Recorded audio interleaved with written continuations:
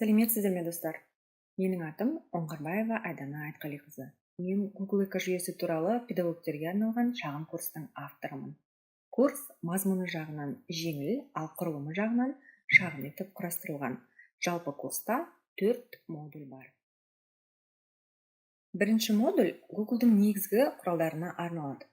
Алғашқы сабақта біз сіздермен Google аккаунтын жаңадан жасауды үйренеміз. Бұл модульде почтаға кіру, хат жазу сияқты мәселелер қарастырылады. Ары қарай Google Дискпен жұмысқа, ондағы негізгі құралдар Google Docs, Google кестелер, Google презентацияларға тоқталып өтеміз.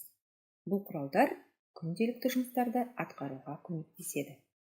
Екінші модуль оқу контентін құру және басқару деп аталады.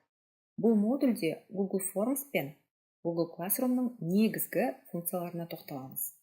Forms арқылы ақпарат жинап, оны сауал